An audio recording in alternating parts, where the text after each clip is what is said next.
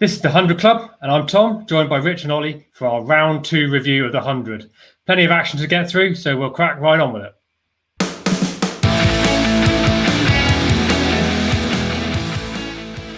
Rich, hi. Ollie, welcome back. I guess you've been away. Yeah, I managed to get to one place in the country where I couldn't follow the cricket. No tellies, no mobile phone signal. So yeah, handily I've caught up on the first round of fixtures thanks to some handy video that was put together by two well-informed chaps right here on the 100 Club. But yeah, very much need to be kept abreast of what's been going on the last few days. Well, we're going to repeat the trick again tonight. We are going to talk about the next set of fixtures that have just wrapped up literally in the last 20 minutes and give all of our loyal subscribers the full update on what we think of the 100 so far. So I'm going to kick right in with the Trent Rockets fabulous game last night where they won by 2 wickets over the Northern Superchargers. My headline for that, Rashid Khan inspires Trent Rockets, leaving Ben Stokes' Superchargers red-faced. Rich, what did you make of it all?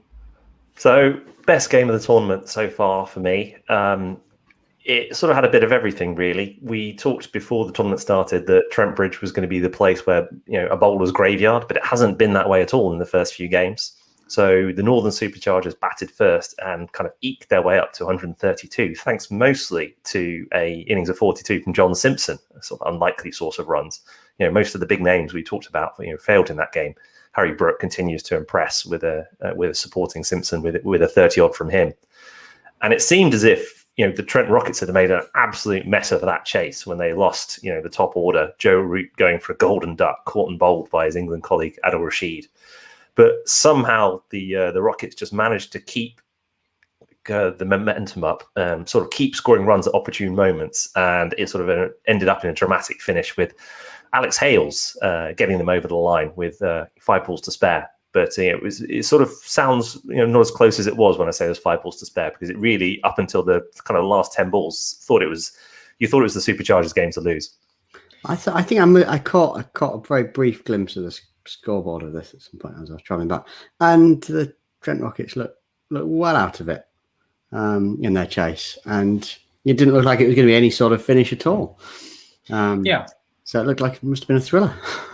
It was. There were a couple of random factors that played. So an idiot got on the pitch, which really annoyed Ben Stokes regarding a dead ball, which actually put Alex Hales back on strike. Are you following me so far?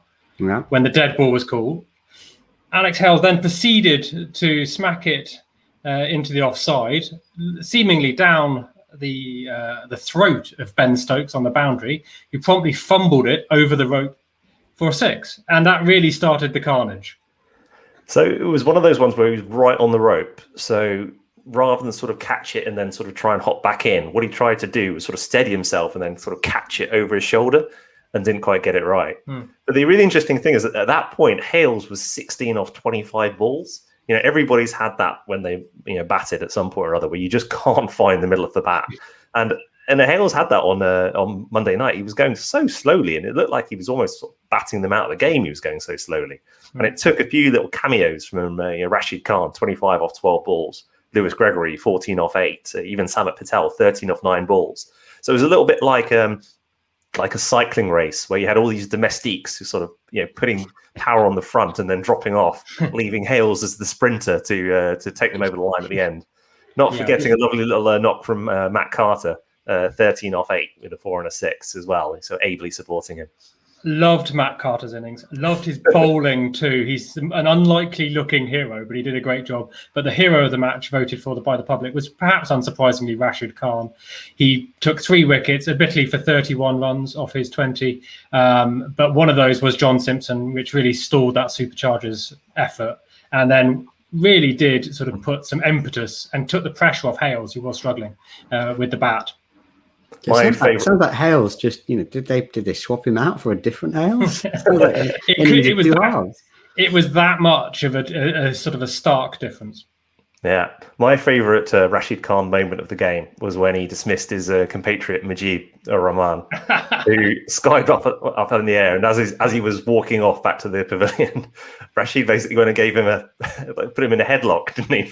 I'll call it I'll call it a friendly strangling. But he sounds plays. Like, don't you ever try and smash me again. He plays cricket with such joy. It's so brilliant to watch. And the crowd absolutely love that game at Trent Rockets. And there'll be a lot of young fans from that game. So thumbs up for the game, Trent Rockets, Northern Superchargers. Next up on our review, it will be actually the Birmingham Phoenix women who beat the Manchester Originals men. Women, not the men.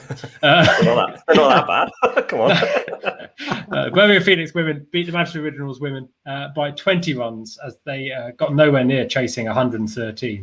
What did you think of that one, Mitch? That was quite interesting, wasn't it? Because at that point, it was the lowest first innings total of the tournament so far. I think it only beaten by 110 by the Welsh Fire today. And it didn't look like enough initially. But the Phoenix came out and bowled beautifully to restrict the Originals to, they weren't even close in the end. Kirsty Gordon bowled particularly well. Mahmood was impressive too. Just a very sort of impressive performance in the field to defend such a low total from Birmingham Phoenix. Yeah, particularly helped by an Old Trafford pitch that had been used for the T20 International previously, was offering very spin-friendly conditions. But Kirsty Gordon absolutely tied them in knots, I would say. And the Manchester Originals became, I think, the first team to get bowled out. Is that right? That's right, they did. And I think it was an interesting one as well, because you talked about Manchester Originals before the tournament starting as being your favourites, and they find themselves with 2 defeats after 2 games. Yeah, we'll perhaps catch the tables in a bit. Yeah, probably. We'll come back to my predictions perhaps in a little bit. But there was one other quirk from that match that I just wanted to raise, in that Harmanpreet Kaur finished 49 not out off 47 balls. So essentially, carried her bat through the innings. Very strange that she didn't really ever get going above a strike rate of 100. And I think she'll probably look back on that innings and think, could I have gone a bit harder a bit earlier to sort of give my side a fighting chance there? It was a bit of a strange knock, really. It was, and I was also surprised by the fact they just didn't go for the 2 on the last ball anyway, just to get at least a half century. Yeah. Perhaps the stats aren't mattering as much at the moment, and at this point was sufficient. Next game I'd like to talk about then was actually tonight's game, the men's match between the Welsh Fire, who have just beaten the Southern Brave by 18 runs. Ollie, I presume you've caught that one.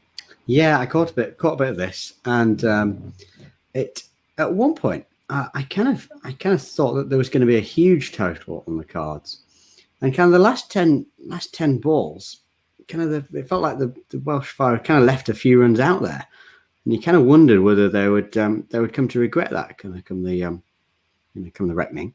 As it turned out, obviously, it was enough. But there was just a point where I think the rules around not changing the striker if a wicket goes down for a catch on the boundary, we're in danger of kind of making the difference in this game, because I think it was when must have been when Neesham was out. He'd gone in the fall of Bairstow, had a big swish. Was I think probably thinking that he could just get Duckett down on strike if it didn't go for 6, and got caught. It means that there's another new batsman that was facing, and kind of they just then failed to really kind of get the momentum back again for the last 5. So you kind of wondered whether they're going to end up sort of 5 or 10 short. But obviously, they had enough in the tank as it turned out. But interesting that they kind of felt like they weren't quite on top of the tactics for those last 5 or 10. It was a big partnership by Bairstow and Duckett after Banton got them off to a bit of a flyer. And you're right, that partnership took them beyond 90 balls, and it really looked like 180 was on at one point. Yeah. So I actually, when it came to the interval, thought the Brave had done well to restrict them to 165, and thought it was the chase was on, as it was for a fair bit, you'd have to say. Can you remember what text I sent you at the halfway point? Since we're talking about my successful predictions. I think you said that once the Kock was out, then it was all over for the Brave, I think so. I thought they'd lose their nerve, and I think they did. There were a couple of interesting things in the game for me. I think Neesham being caught by Colin de Grandhomme on the boundary. They didn't flicker much, but I think Colin quite enjoyed that, taking his fellow New Zealander. taking his fellow New Zealander down. I also thought there were some other random facts in there. So, for instance, about 75 balls in, it was raining quite hard in Cardiff tonight. The umpires had a really good think about calling it there, or I think it was about 50 balls, and it would have been all in favour of the Southern Brave there. They played on, and James Vince looked like he was pretty upset with that decision and promptly smacked it straight up to long off. Yeah. And I think with it went the game. A critical moment, obviously, when Vince was out for 40. As you say, it was just, in a sense, you would have thought it would have made life a bit difficult for the fielding side, because suddenly the outfield, quickened up. And he got that sort of bit wet. It's difficult to bowl in those conditions. And Gary Kirsten's certainly going to have the Welsh Fire in for a bit of fielding tomorrow morning, because they were absolutely shocking in the field tonight. There was some terrible efforts. The other thing from that game that I was interested in is as well, I thought that the women's game before it has shown quite clearly that the ball was moving with the lacquer on in the first 5 to 10 balls. And both of those sides opened up with spinners, and they both got absolutely hammered. Both Danny Briggs for the Southern Brave in their first 5, and then I think it was Matt Critchley for the Welsh Fire. Was that Glenn Phillips? Glenn Phillips. Glenn Phillips, yeah. Ollie's been a bit critical of the 100, describing wicket keepers as all-rounders. But in this case, Glenn Phillips actually opening the bowling. When you have David Payne and Jake Ball on your side, slightly strange decision. Sounds curious decision to make. Yeah, well, it paid off for the Welsh Fire, because both David Payne, Jake Ball, and Jimmy Neesham had the last laugh with the really good death bowling with their speed. Yeah, Jimmy Neesham bowled particularly well towards the death, and there was one 5-ball set, I think about 75 to 80 balls, when the game was still a little bit balanced, and it just a couple of wickets, 2 or 3 runs, and it was game set match at that point. 3 wickets. You're right. Yeah. It felt like at one point, it did like 80 balls. It felt like it was going to be close, and by 90, it was, it was kind of dead and buried, wasn't it? Yeah, good death bowling from those guys. I guess the one other comment on the game tonight is you still have some of the residual COVID regulations in Wales that you don't have in England, so it was a much reduced crowd, so it didn't quite have the same atmosphere as some of the other games, but it still seemed pretty good. Yeah. With that game, the Welsh have seen possibly the last of Jonny Bairstow, though, so we'll see how they react. But they're clearly in a good place with 2 wins out of 2. The other side of that double header was, of course, the women's games, Welsh Fire, Southern Brave, which the Southern Brave actually won pretty comfortably with an 8-wicket victory. And my headline for that one, I think, has to be the arrival of Smriti Mandhana with the bat, scoring a good 60-something, and also the bowling of Lauren Brell.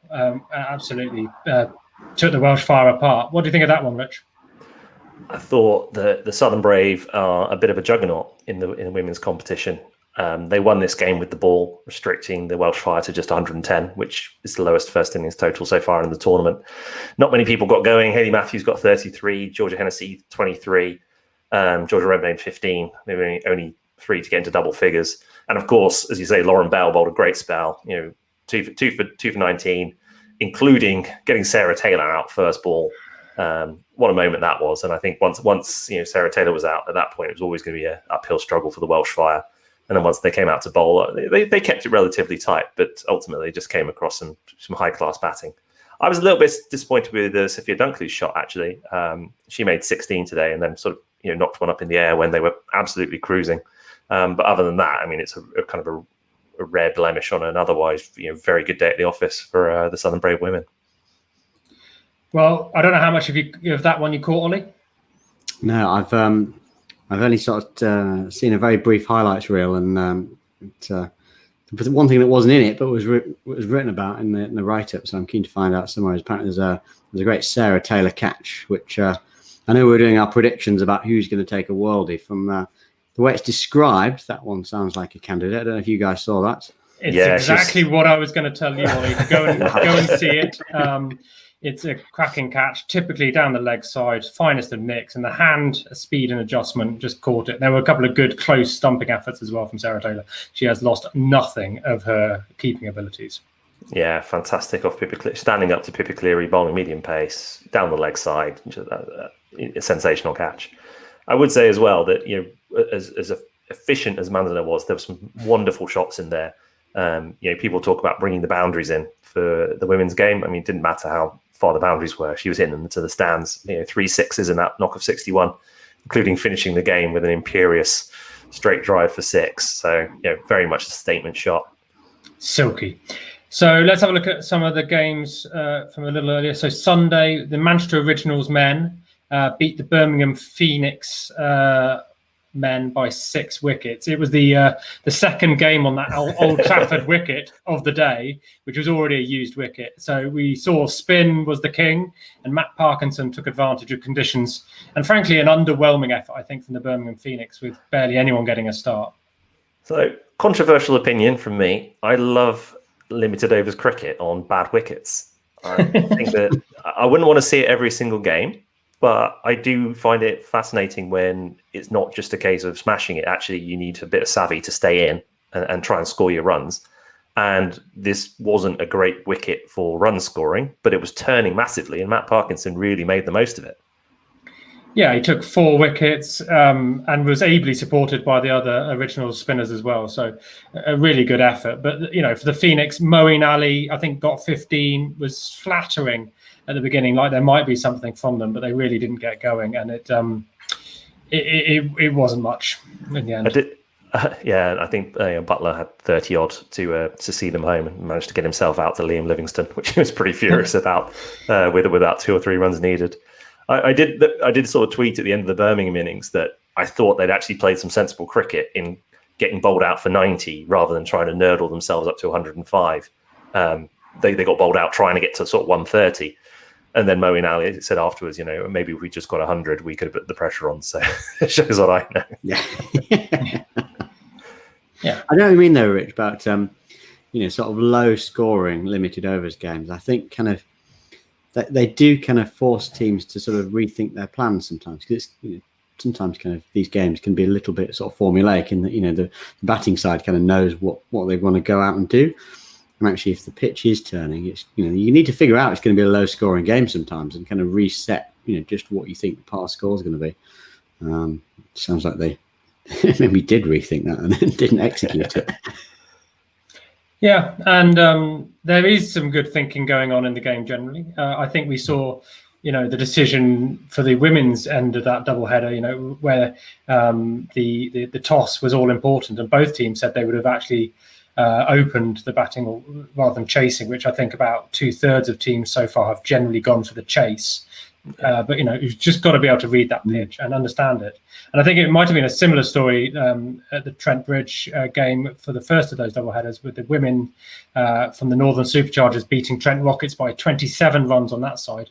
And I think we levelled some criticism at Trent Rockets after their first game, Rich, on the round 1 review.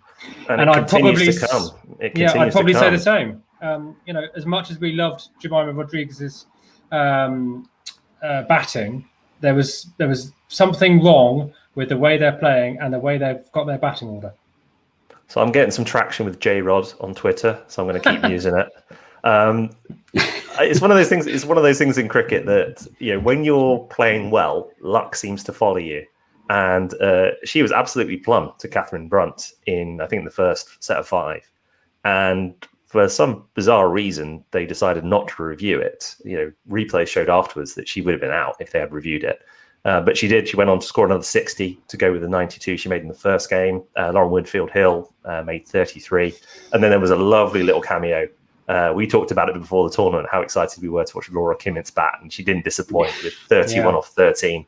7 fours in 13 balls, including all 5 in a set, going for 4 off Sarah Glenn.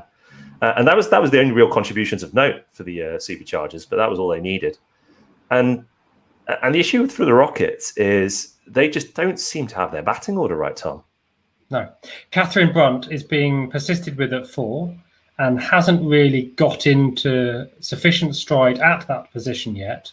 And the second game in a row now, they found themselves really struggling to build any sort of momentum through the innings. Yeah, I think that's the issue. I think they're very reliant on Nat Siver.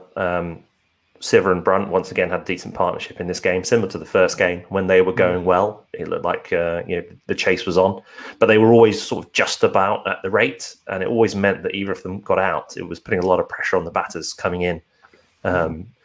It seems when you're in a good partnership, you almost need to get ahead of the rate at that point and buy yourself a little bit of insurance so that a new batter can take a few balls to get themselves in. I mean, Catherine Bryce coming in all the way down at 9 just seems a bit low for me. Yeah, what's that about? I mean, I clocked that in the first review show that you did, and I kind of couldn't believe that they wouldn't correct that for this game.